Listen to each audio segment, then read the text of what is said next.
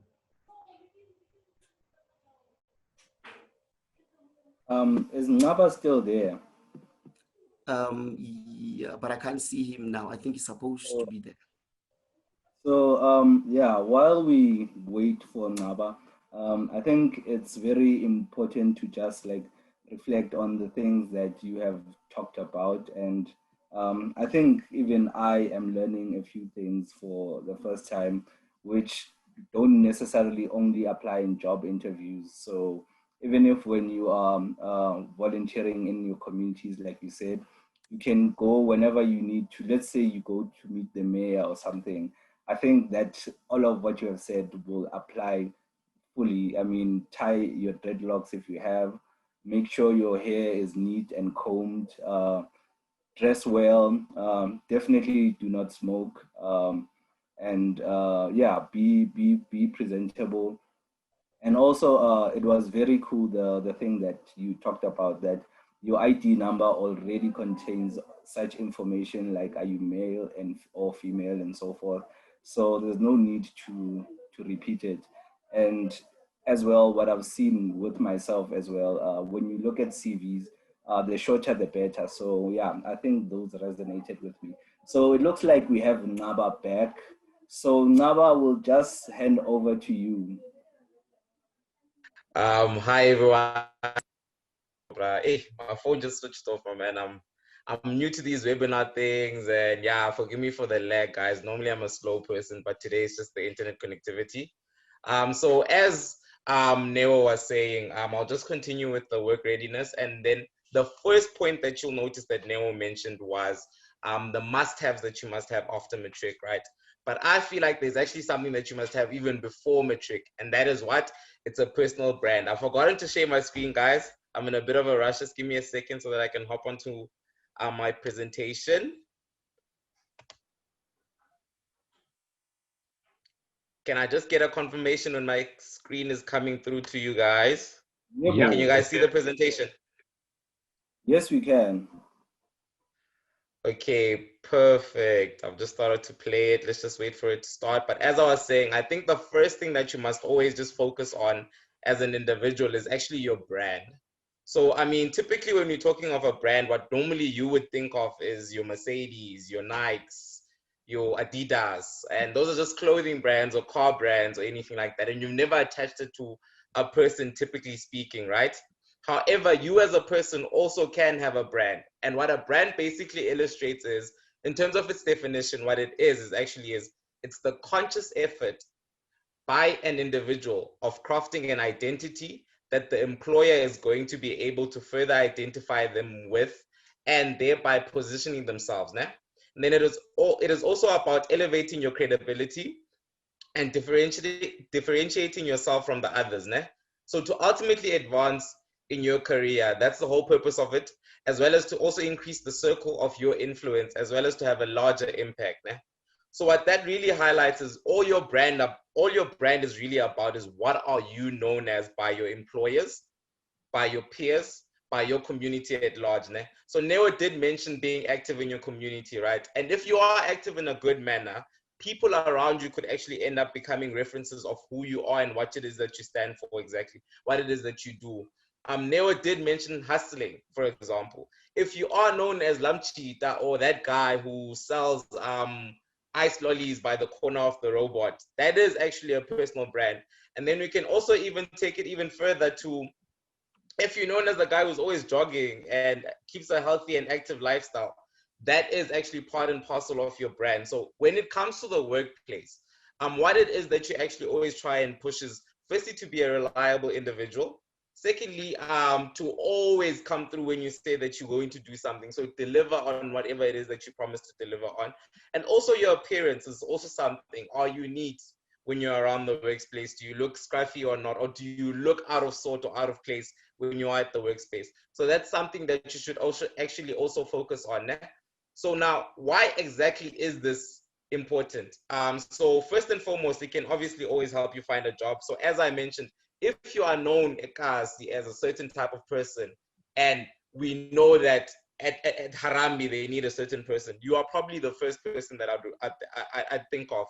It can also help you grow a business. So as I mentioned, if you're known for selling ice lollies, I will always refer someone who asks ice lollies from me. I know this guy, or I know this lady who's by the corner there, and they've got what you want, then trust me, it's very delicious, or whatever else it is. And then it can also just help you to simply expand your professional network. So if you are very well known, I will often talk about you in certain spaces, and certain people may ask me, like, who is it that you always keep on mentioning?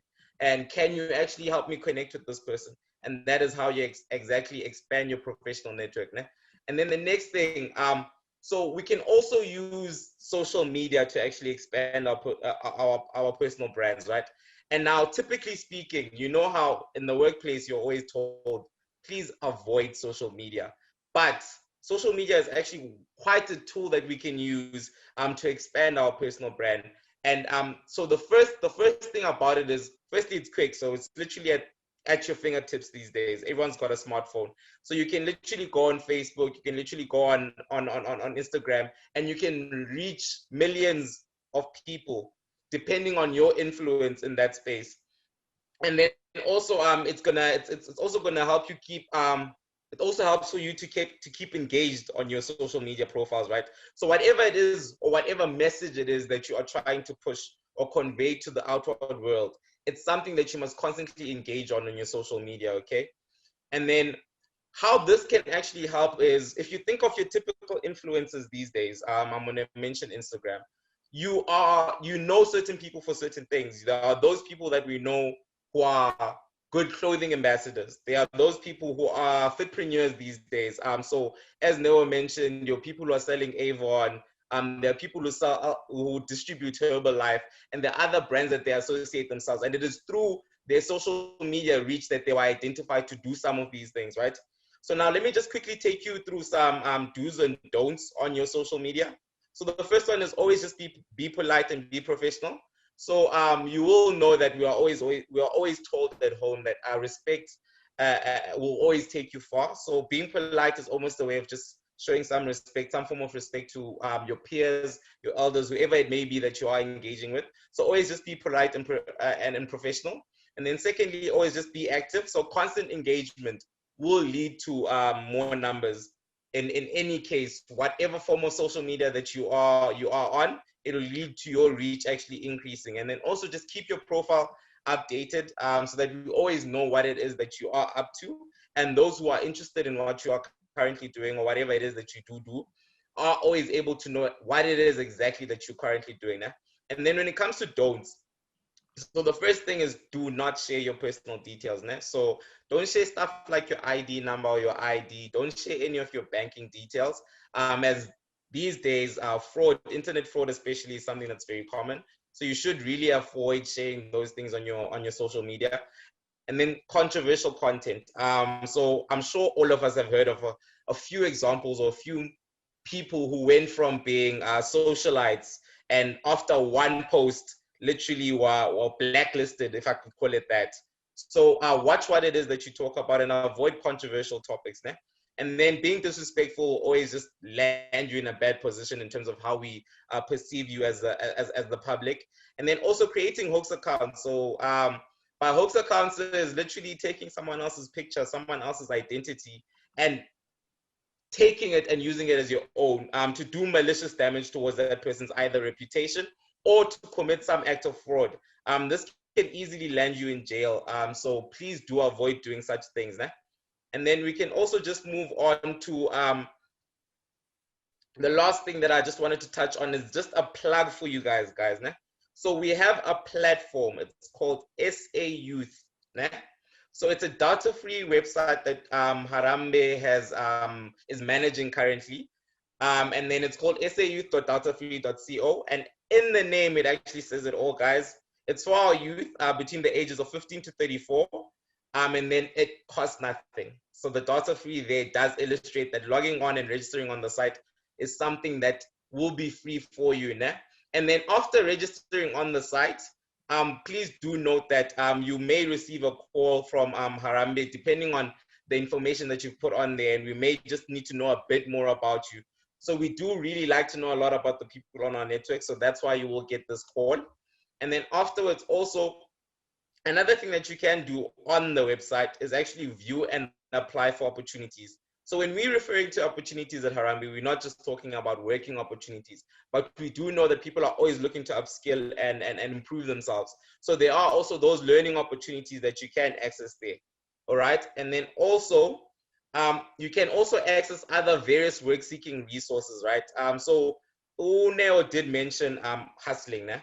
So we've got this thing that we have a WhatsApp bot of sort that almost takes you through from step 1 to I don't know what step 10 of hustling. So you can just get your hustling resources, as well as we can prepare you for the working world. So you can access various work seeker support programs that we are aware of, as well as our own material, just to help you to prepare for the world of work. And then you can also access learnership resources, study resources, as well as getting wellness and support, right? So also another thing about it is we also have a toll-free line. It's 0800-727272, where you can actually access our call center, and you will get various support and as well as resources from someone who you can directly interact with. Now, this line is open from 9 a.m. to 5 p.m. That's Monday to Friday. And then the number is, once again, 0800-7272. Né? And basically that's 7272. If you're forgetful, just stands for SA. Né? And then also another important thing never to forget is just always keep your details up to date, so that we always are aware of, firstly, where you're situated, and we can always put up whatever opportunities are in your vicinity. And then secondly, your contact details, so that we can always know how to reach you, right? And then I don't know, Katlego, if time permits, I wanted to just take you guys through a quick Mobi site demo, just to show you how the Mobi site looks and how it functions, if time will allow. 2 minutes quickly. 2 minutes. Okay, 2 minutes. That's too short, my man. So maybe in the end. Oh, okay, cool. Yeah, that also works. Just go for it. Yeah, go for it. Just go for it. Okay, thanks a lot, Katie. So let me just quickly try and take you through our Mobi site. So guys, this is the SA Youth Mobi site that I mentioned. Let me just quickly refresh the page. As I mentioned, I lost connection. And the landing page looks like this. Guys, I thought Eskom was our only problem, but it turns out our network providers are also another one. But yeah, here we are. So this is the landing page. And the first thing it actually asks you, right, is to join the network. So if you have joined the Tepo 1 Million network, or you have joined the Harambee network before, you actually don't need to join the network. But I'm just going to take you through a quick tutorial of what it is that you will see if you actually have to join the network, right? So typically, if you're a new candidate and you've never really been part of either of these networks, the first thing you get is this, right? And the first thing you're asked is what the network will actually do for you, right? So you will just get to read through this, and then afterwards we'll tell you what exactly you need. And then when you are ready to join, it tells you exactly how long it'll take. It's ±4 minutes, so it's a very quick process. And you'll just say you're ready to join. So you're going to fill in all the details that are here, right? And then never forget, whenever you see this, which we call an asterisk, that's information that we must have. So always make sure that you fill in all of that information, right? And then once you're done with all of this, so I've already joined the network, so I'm already part of the network. So if I were to fill this in, it would actually ask me to log in. You would just press on next, right? But let's say you are now one of the candidates who have joined. I can just show you the interface once you've logged in. So after joining the network, it will actually take you to the prompt that I'm about to tell you. Ooh, it would seem that the site is actually down for whatever reason. I was hoping it's up. So unfortunately, I can't take you through everything else. But what you would see typically is after creating a profile, you've obviously got your home screen, which is your landing page. And then at the center, there's a search function. Now, what this search function at the center actually allows you to do is it allows you to search for various opportunities depending on the type of opportunity you want or where you're looking for an opportunity, right? So you can always search. Let's say I'm looking for a hustling opportunity. It'll say what type, and I just type hustling. It'll give me various resources that are there for hustling. If I'm looking for a job opportunity, I can literally type what type of job. So let's say general worker. I would type general worker, and that would pop up. And then also there are 2 tabs that you can open. There's another one for content. So if you're looking for content, work seeker content that you can use to just upskill yourself or up your knowledge, you can also just click on the tab for content, and you can use the search function the exact same manner. Unfortunately, the site is currently under maintenance, so I can't really show you all of those things. But next time, hopefully when Katleho calls us over again, I can take you guys through that demo. I think it's a good thing that Gabriel is here. You can just somehow talk to him on the side and then he'll write up some quick code and then it'll be working in no time. So before we move on to what Gabriel has to talk about, because yeah, you just touched into his world. So I think he'll be super excited just carrying on from there. I think Neo has a quick announcement that he also wants to do before we can just go for Gabriel.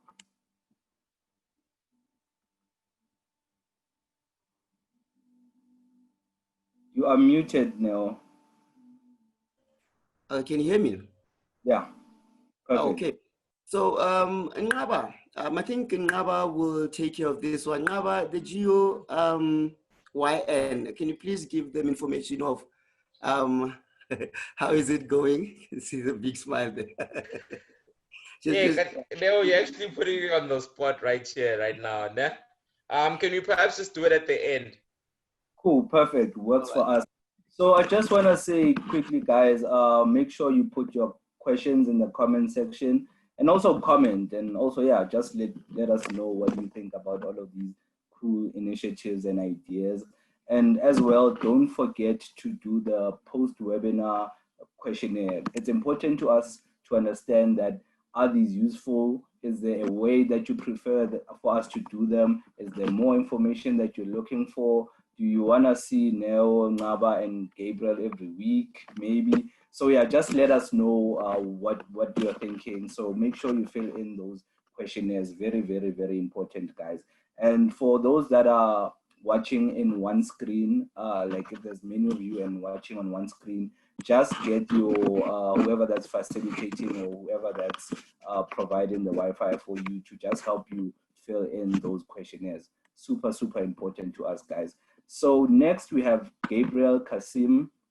I asked him for a bio and then he just sent me one sentence saying full stack JavaScript developer. So yeah, I know that the developers are it's very hard to get their time. So we thank you for being here. So please do take us what Geek Culture does and what you have for us in store. Awesome stuff. Thank you so much for that warm welcome, Katleho. Yeah, can I just confirm, are you guys able to see my screen? It's loading, but yeah, you can see it. Okay, cool, awesome. Yeah, I hope you guys enjoy what I have prepared for you today. If you haven't already, take out your notes, take out your phone, because what I'll be taking you guys through today are really just the basics. So I'll be exposing you to a lot, and essentially what I encourage you to do is to do some research on your own, based off the things that you learned today. So yeah, without further ado, my name is Gabriel Kasim and I'm the development lead at Geek Culture. And yeah, so firstly, thank you to the Open Up team for this opportunity to be presenting on digital skills and internet mining. I must say, I'm not necessarily an expert myself, but yeah, I don't mind assisting future experts get exposure to what's happening in the field. Right, so first things first, just some terminology and buzzwords you want to know of in today's day and age. I mean, I won't be talking a lot about 4IR and all of that kind of stuff, but some of the buzzwords you really want to know with regards to digital skills are applications and web development, digital content creation, data science. So content creation, I'll go more in depth as to what that is in just a second. Data science, digital marketing, cybersecurity, these are all fields that are booming right now. Cybersecurity, mainly because of the safety risk on the internet. You know, the internet, you do need to be secure on the internet. There are risks, there are hackers out there. It's not entirely a safe place. So those skills are in demand in the area that we are in.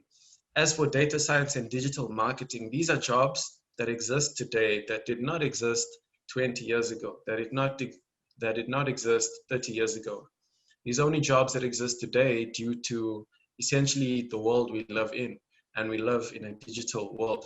So these are some of the skills I would encourage you to do more research in, more importantly within the context of where you're from. If it's Cape Town, try and look for exactly what's happening in that space in Cape Town. But it doesn't really matter, because each and every one of these things, each and every one of these jobs are in fact international. So you are not necessarily limited to the scope of your demographic, so to say, or where you are from. And the second chunk of buzzwords, which I'll put under the internet mining section, would be digital etiquette. So Neo and his team have gone through some of the some tips that you guys can use when when you're going to interviews and whatnot. But what happens when you get the job? So when you get the job, you'll need to have some kind of digital etiquette. How do you organize your files on the computer? It's a silly example, but more importantly, how do you communicate? Do you communicate professionally? Do you use words that invoke action? Yeah, do you use, how are those words structured? Are you using, are you communicating effectively and professionally? Are you leveraging communication as a tool to help you succeed in whatever it is you would like to succeed, right? So there's digital etiquette, which speaks of how to write emails, how to write letters, how to write reports, and not just how to get it done, but how to do it in such a way that you are essentially leveraging it.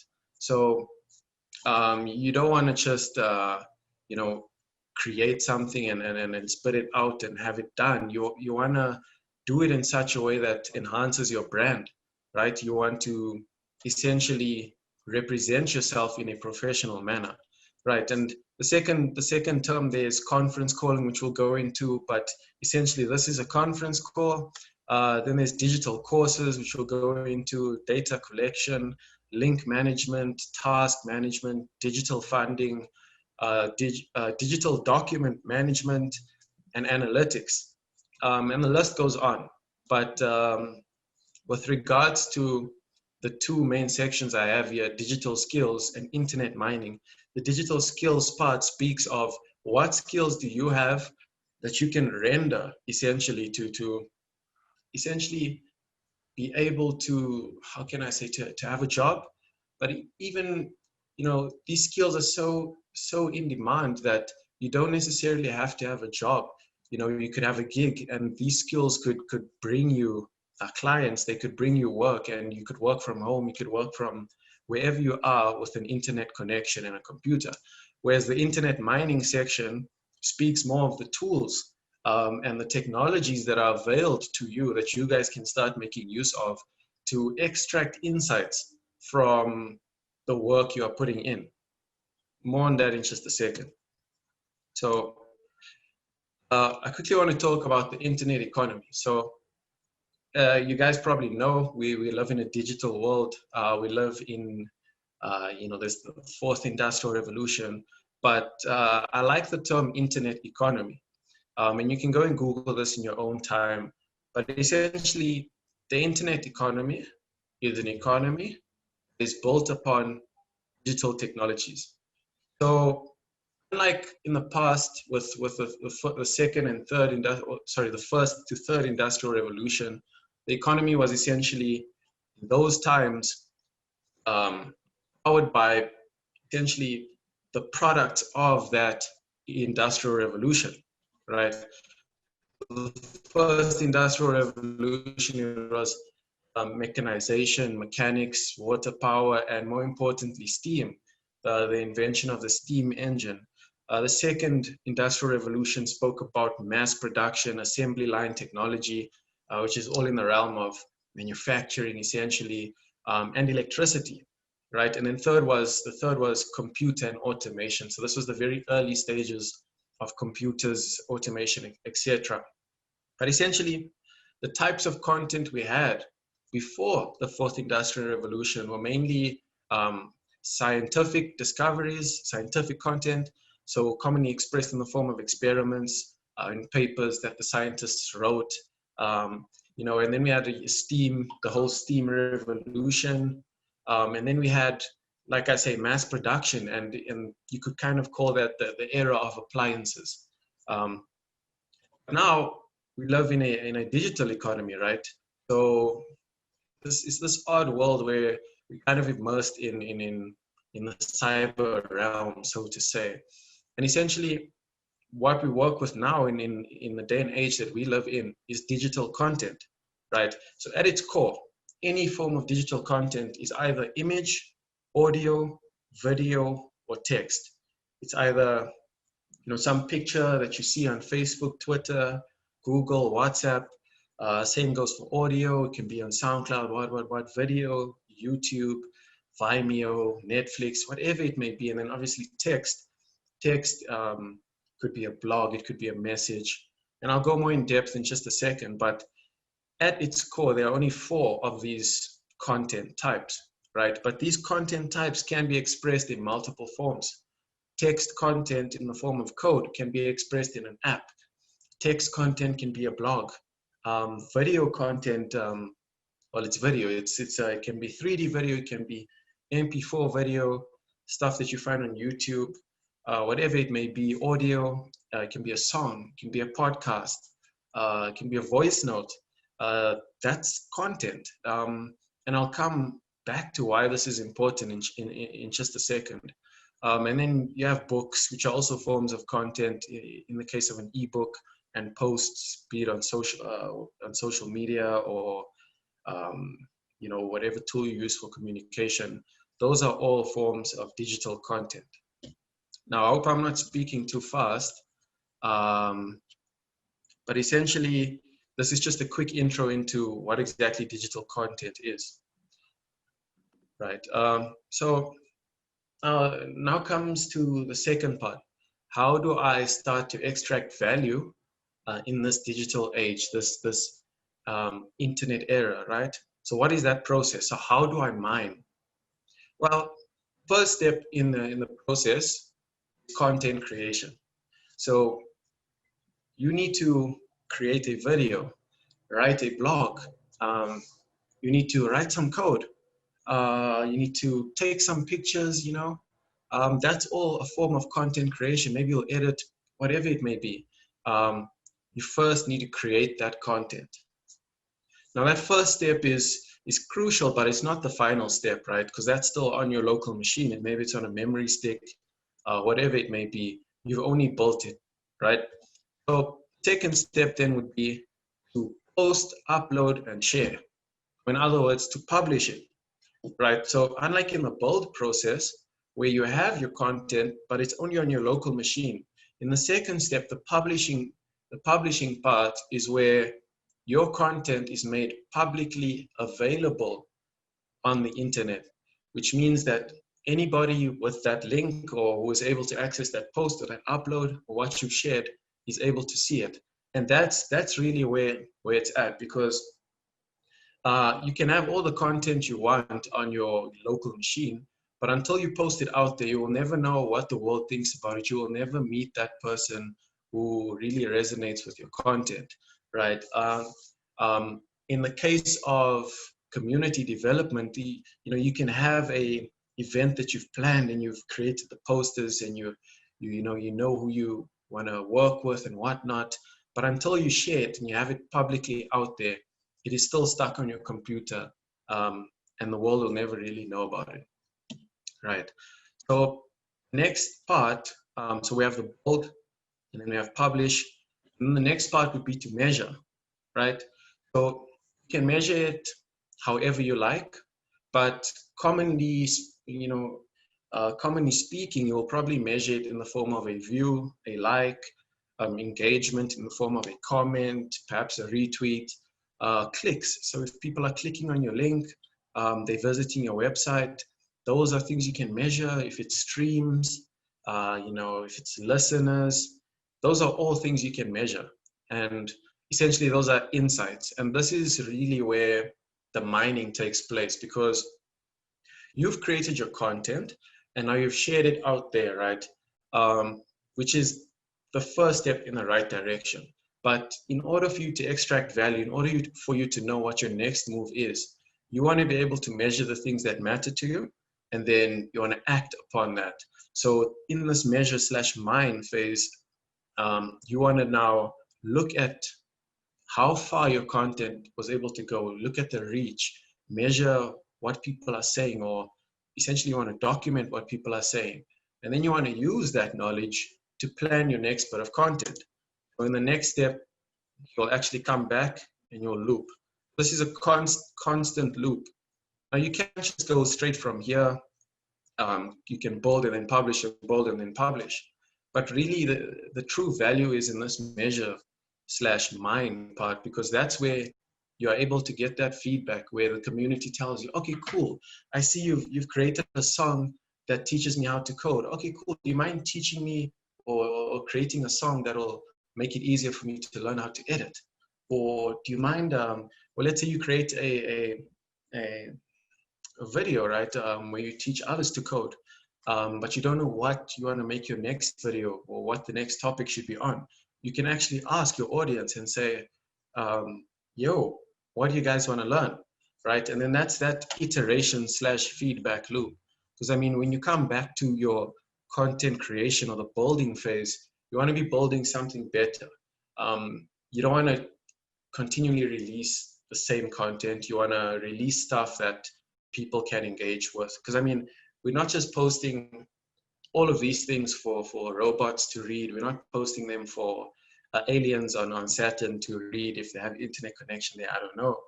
We're posting this for humans. I mean, there will be human beings looking at your content, and you really want them to enjoy it. So that's the key of this last step, to measure and to mine those insights, right? The last thing to note here is that you don't need anybody's permission to start. This is a permissionless leverage. Like, you can leverage this with nobody's permission. As long as you have an internet connection, I mean, you may need to, visit a friend, borrow their computer, maybe go to a local library or make a plan. But essentially, there are no gatekeepers on the internet, right?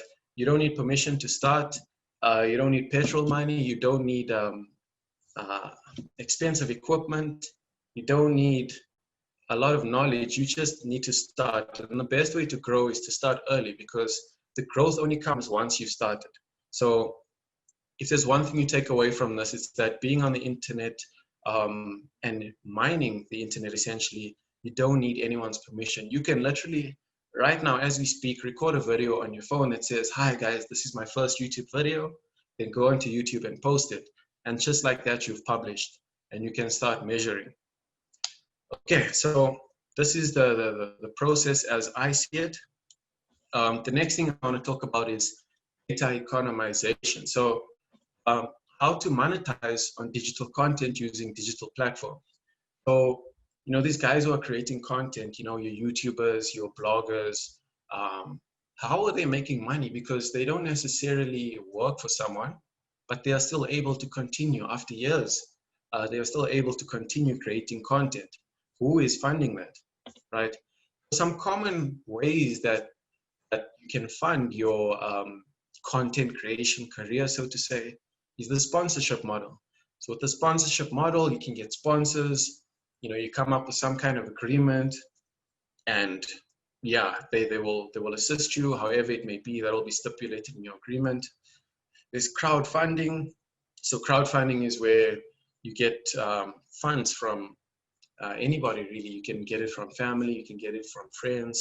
The key with crowdfunding is that there's not necessarily any strings attached. It's not like stocks where you necessarily need to pay them back. It's once-off thing, so to say. And then there's crowdsourcing. You can do more research on this, which is similar to crowdfunding. There's bootstrapping. So bootstrapping is quite an interesting one, and it applies more to those who will be developing software, those who will be developing content that in the future will make you money, but at the moment you need to bootstrap, which means you need to work with whatever resources you have. If you only have, if you only have midnight data, you're bootstrapping, you're going to work at night. If you only have, you work with what you have for as long as you can until that time comes where you are generating income. Then there's ads. So ads I'll go more into in a second. But you can put ads on a website, you can put ads on a blog, a video. But in that case, you want to have a lot of streams, a lot of people watching your content, so that you can generate more with ads. So that's a quick intro to data economization, because you don't want to just create content. You want to make a living off it. You want to be able to, get financial freedom, maybe perhaps help someone out. You want to capitalize on it in some way. So what I want to talk about next are some digital platforms and their purpose, right? So I mentioned that we're currently on Zoom. So in terms of the world of conference calling, you have Zoom, you have Google Meet, you have Microsoft Teams. These are all free tools that you can use to start a community, to start talking to other people, to start communicating with other people, using your computer, using your internet connection, using what you have, right? Then next we have some documenting tools. So over here I have G Suite. So G Suite encompasses of Google Docs, Google Sheets, Google Slides, which is exactly what I'm using right now for this presentation. So that's Google Slides, and Google Forms, which I'll talk a little bit more about in just a second. But essentially, you want to be using documenting tools in place of paper, because it's good to write notes. It's good to write documents in person. You always need to document these things. But what happens 2 years from now? What happens 3 years from now? Will you be able to find that diary that you've written those notes in? Will you be able to find that file where you've got this contract, where you've got this document in, right? Or will you be able to find that document that you've been telling all of your transactions on, if it's on paper, right? So the beauty of using digital platforms is that they're not going anywhere. So 10 years from now, I know that I'll be able to find these slides because it's on my account. I didn't leave it under my bed somewhere. I know it's saved to my account and I can access it via Google Slides. So documenting tools are crucial. So in this case, it was Google Docs, Google Sheets, Google Slides, and Google Forms. Up next is search. So obviously you guys know of Google. For those who don't, it's a search engine. It's perfect for searching all kinds of content. You can find websites, apps, videos, images, news, there's shopping, there's all sorts of stuff you can find on Google. You can find, then there's YouTube. YouTube is perfect for searching videos, but not just compilation videos of skateboarders falling down. YouTube is actually very useful in finding, in uplifting yourself, in finding tutorials, in meeting people. It's quite interesting. And then the last one I would like to show you here is Truecaller. So for those who don't know, Truecaller is an app you can get on your phone. And basically, what Truecaller allows you to do is you can search numbers and get their name and surname. And when people call you, you can actually see who's calling you, because Truecaller will query that number and it will find the name. So gone are the days where you have people spamming you and you answer and you're like, come on. So with Truecaller, you can remove spam, you can avoid people from stalking you, and is that security. Up next is task management. So if you're working in a big team, I just encourage you to have a look at Trello. Trello is very simple. If you would like, I can demo it a bit later. But just go straight for Trello. There are other tools. Trello is free and Trello is all you need. And you can collaborate with your team there as well. Next thing is analytics. The first one here is Bitly. I'm not sure if you've seen links that start with bit.ly and then there's a slash and a name afterwards. So Bitly is perfect for link management. So you have a link to your website. Maybe it's www.geekculture.com. But let's say you want to shorten that link just to say Geek Culture shortcut, right? You can go on Bitly and you can create a link, And essentially on Bitly, they'll create a link for you. And then that link will redirect to the link you want it to, right? It sounds a little complex, but it's quite simple.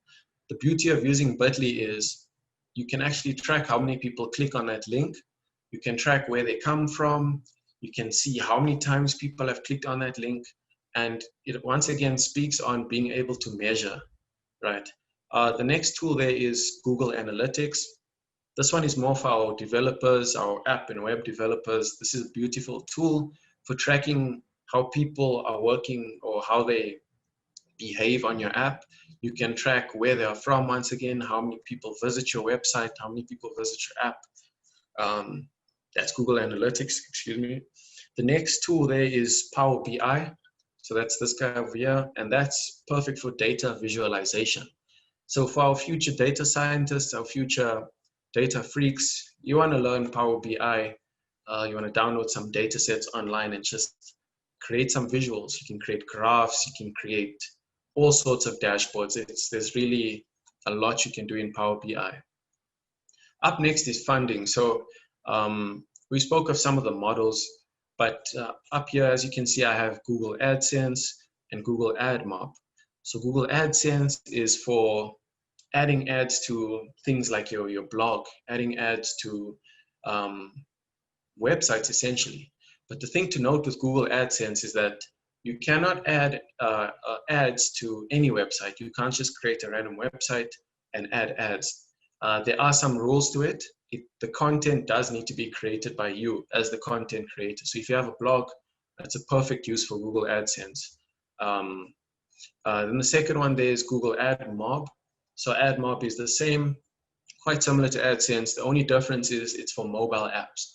So if you have an app that you've created and you have a lot of users that are visiting it every day, then have a look at Google Admob because you can get ads and it will help monetize your application.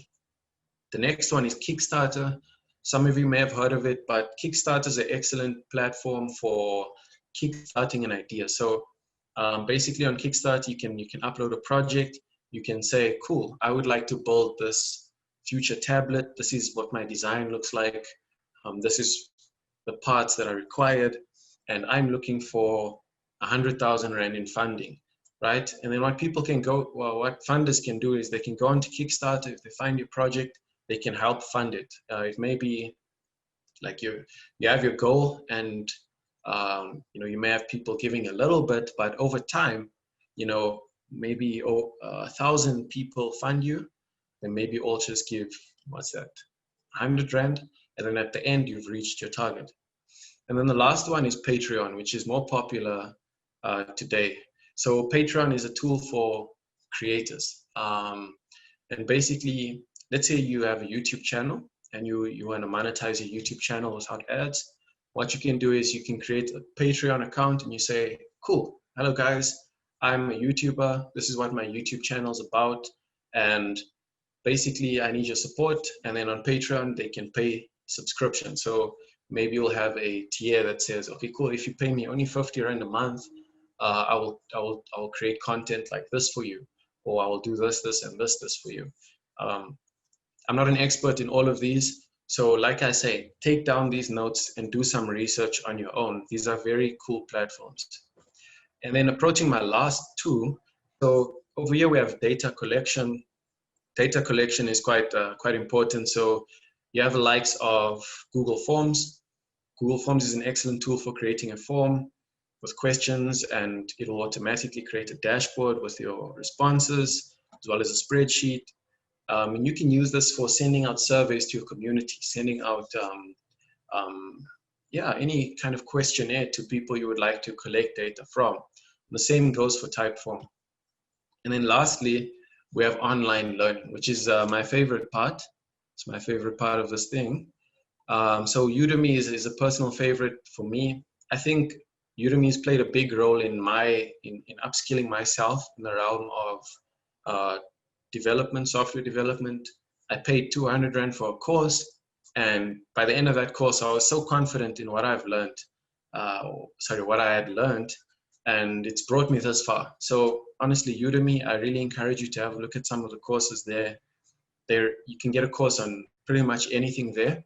Just something to note is that you want to go for a course that has nice reviews, that is well rated. Ideally, you also want to know who the instructor is. So you can do research on your instructor, see their background, and then pick the course that you are happy with. And then there's also Udacity, which is quite similar. And then, of course, there's the University of YouTube. So guys, do not sleep on YouTube. There are many tutorials, so many tutorials on YouTube that you can use. I know I've had my fair share of going to school on YouTube. And trust me, there's really a lot you can learn on there. Okay, so yeah, those were some of the platforms. If you want, you can quickly screenshot this. But I encourage you to have a look at some of them, play around with them, or look up YouTube videos on how to use them. So before I finish, I would like to leave you with this challenge, and I'm calling it the Internet Mining Challenge. So those of you who have not yet created your first piece of digital content, be a blog, a video, a song, I challenge you to do it, because no one's going to give you permission. So you're absolutely free to do it. So the challenge here is to create a piece of digital content, then publish it online. And then you want to have some kind of a way to track and measure it for a week. So if it's just a post, that's easy. You can just look on Facebook, Twitter, how far that post or how well that post is done. If it's a link, use Bitly. If it's a website, use analytics. But keep it simple. Just create some content, post it, and then track it for a week. Number 4, you want to document the whole process. You want to document what you've done in the build phase, in the publish phase, and I was supposed to say mine, not learn, and then the mining phase, right? And then lastly, you can share your findings online via social media. So don't be afraid to spam the social media. Okay, not spam it, but don't be afraid to let us know what you've created. And you can do that by using the hashtag Internet Mining Challenge. And you can add Geek Culture, you can add Open Up on Twitter, or any other social media. So there you have it, guys. And the main objective of this is just to post and to measure the impact of your content, because it's really simple. Like I said, you can literally record a 2-minute video right now that says, "Hi guys, I'm officially on YouTube," and then post it on YouTube, and that counts. And who knows how far you can grow from there onwards. So that's it from me. If you're looking for me on Twitter, you can find me at CityFund. Thank you. Thank you very much, Gabriel. That was a mouthful. I've definitely learned a lot. I am taking with me that you don't need anyone's permission to start anything online. Just definitely go for it. That was my favorite golden nugget there. I think the other one was that you are able to create everything online and you don't need fancy tools and big equipment. I also think, yeah, this ties in nicely with what both Ngaba and Neo also just talked about, because after you've created yourself as a brand, or while you're still waiting for that job, that's something that you can do immediately. If there's a passion of yours, you can clearly and effectively demonstrate it on your YouTube, for instance, or even if you're not using that, you can write a blog and talk about it. So I'm definitely inspired, and I do want to try some of those platforms out. So I'm just gonna do a quick Q&A because we are running out of time. And I'm just gonna ask that the panelists just keep it short with their answers so that Neo and Nava can also tell us their announcement that they wanted to do. So the first one is from Doreen Sikondo. I'm just going to paraphrase the question because yeah, it is, but from what it says basically is that in the West Coast, in the Matikama region, they usually don't have access to platforms or even like organizations such as Harambee, and they do have a Cape Access team, which also has Cape Access e-centers where youth can go there whenever they need assistance for applying for jobs, typing CVs, etc. So her question is Harambee available, or can they get into some kind of committed partnership with the Cape Access team, or we'll just make it universal for any other organizations like that? Do you guys do that, and what's the procedure? So thank you for the thank you for the question, Dorian. So we are actually able to partner with different organizations, and we are open to such engagements. So we're more than happy to possibly discuss a manner in which we could partner with the Cape Access team. And I think the first step to take with that is I'm just going to drop my email in the chat function, and then Doreen can just take it down, and then we can continue with conversations from there. But then in a general sense also, you can always access most of our resources online on that SA Youth website, and it is data free, as I mentioned. So if you do have access to a smartphone, you're more than welcome to use those resources. Okay, cool, awesome. So the next one comes from Rainier Low. I always struggle pronouncing it. I hope I pronounced it correctly. So his question is, how do we get municipalities to buy into the digital economy? Rural communities are usually left behind because of the lack of infrastructure and connectivity. So I did hear Gabriel also just talk about bootstrapping. You can probably buy midnight data and maybe use that. But what are your thoughts around that and getting buy-in from municipalities? Is it something that you guys have tried before, maybe? I can jump in there. So from Geek Culture's point of view, we do have the CPSI, which is the Commission for Public Service Innovation, who, like, their job is literally to kind of do exactly that, to accelerate the how we implement innovation in the public service sector, so to say. But yeah, I think because of COVID in general, there's been an acceleration towards digital. I think from a municipality point of view, they are still lagging behind, so to say. But yeah, I think over time this will improve. But yeah, I hope that answers your question. Yeah. Awesome. So we'll just take our final question, which I don't know, I suppose all of us can try and contribute towards answering it, but I think it's more towards Neo and Ngaba. So yeah, essentially the question is, it comes from Karai, or Precious Karai, or Karai Precious, asking that as an entrepreneur, what are the avenues to go find funding, and especially if one is a foreign national living here in South Africa, but with like a lot of skills and trying to set up formal businesses, because they do come with some skills, including those of creating animals out of wires, and how to basically either get funding, number one, and get exposure, but also how to market that online and so forth. I hope I phrased your question correctly. It is a bit too long, so I'm just trying to paraphrase in the interest of time.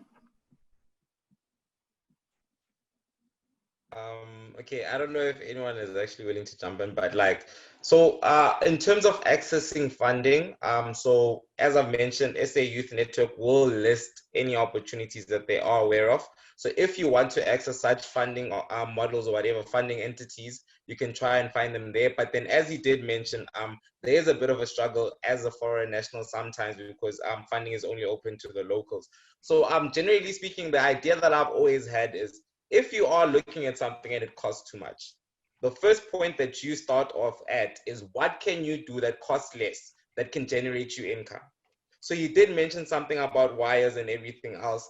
And literally, if you deal with such materials, you should be well aware of the scrapyards that operate around you, or such entities. And you could partner with them in some way or form, whereby you bring something in exchange for some tools or whatever you need. So look at ideas like that to twist it. And instead of looking directly at, can I have an X amount of money? So that you can also push to someone who's in a private or who's into private funding or investing and tell them, this is what I've done up until now, just to show my commitment to this idea that I have or whatever business it is that I'm pushing. And then they should buy into whatever it is that you are doing if it is feasible. So I think that's just like an approach that one could take, which is not necessarily a direct approach, but you will zigzag and eventually get there. And then Gabriel, any advice on the digital economy or the digital approach towards solving this problem? Yeah, so I've mentioned some of the tools you can use that are online. So in those cases, they're not, the beauty of these online tools is that they're not, they don't look at where you're from, they don't look at which country you're from, which province or wherever it may be. So the likes of Patreon, for example, let's say you're an entrepreneur and you are creating, let's say, shucks, what's a good example? Let's say you create earphones, bangles, yeah. Let's say you create bangles. What I would encourage you to do is create content about your bangles, create YouTube videos, create blogs about creating bangles, and then go on Patreon, go on Kickstarter, and then try and see if you can raise money there. I hope that answers your question. Cool, awesome. This has been very informative. I'm learning a lot. Please don't forget to fill in the questionnaire. And speaking of Gabriel's presentation, our questionnaire was also created using Google Forms. So these are actual real tools that even us as organizations actually use. So before we wrap it up, we're just going to hear from Nell and Ngaba. Please do mind that we have 10 minutes before the live feed actually cuts us. So yeah, do be quick. Okay, so I'm just gonna jump in real quick. So I'm gonna share my screen and I'm gonna try and keep it as short as possible, okay? So, cool.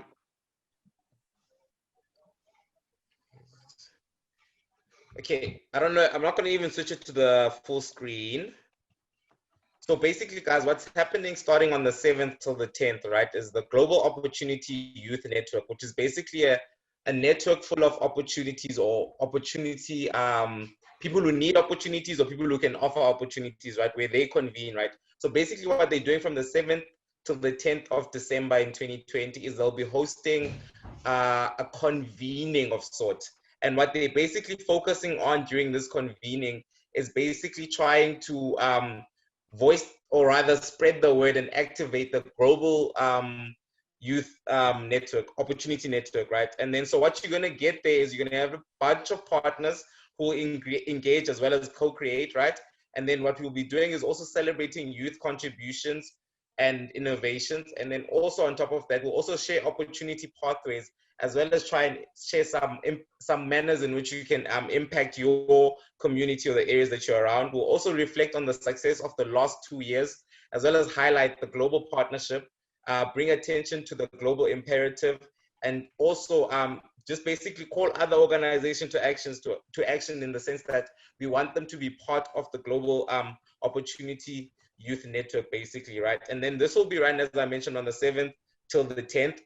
So unfortunately, there are only currently three spots available. It's an invitation only, and you have to RSVP. So I will drop an email that you can email. It's going to be first come, first serve, and then that person will process your registration on your behalf, okay?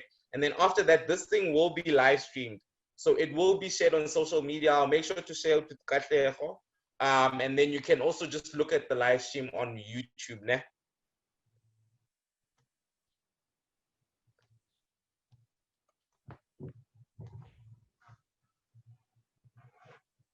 Katlego, you are muted.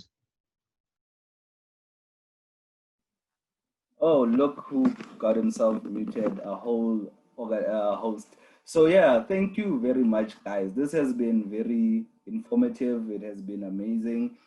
It took us from what to do when you're still blank and how to create yourself as a brand, go out there, look for opportunities, make sure you use that SA Youth .datafree.co website so that you can find those skills and opportunities. And even beyond or after that, or as an alternative, because some of us prefer to go the job route, some of us prefer the entrepreneur route. So you can also make use of all of those tools that Gabriel has also talked about. And he didn't even just give us the tools, he even gave us like some tricks, like buy midnight data if the daytime data is too expensive. Go to those e-centers for those of you that do have the e-centers. Make use of everything that is around you. You do not need permission. You do not need a lot to get started. You don't need fancy equipment. You can improve over time. So everything ties in. So even when you are on your YouTube or your Patreon and so forth, you can also apply it's the stuff that Neo also talked about how to present yourself, and also the image that you portray out there whenever you are interacting with people. So for all of those that have other questions, you can email me katleho@openup.org.za, even if you want to just reach out to the team there. So Ngaba did share his email. I think Gabriel, you can also do the same. But I see that Geek Culture is very, very active on both Facebook and Twitter. So you can also just reach them there. Same thing for Harambee Youth Accelerator. They'll be happy to assist you. We are happy to assist you as CodeBridge Youth. We will be interacting and having more webinars and interactions with them. And yeah, hopefully we get that COVID-19 vaccine and everybody can start filling up venues, and then we'll definitely touch base with everybody. So thank you very much for attending. It has been awesome. It has been enlightening. I hope we definitely do get to do it again soon. So thank you very much, guys, and cheers everybody that is watching us from the e-centers from home. Cheers. Goodbye. Cheers. Goodbye, guys.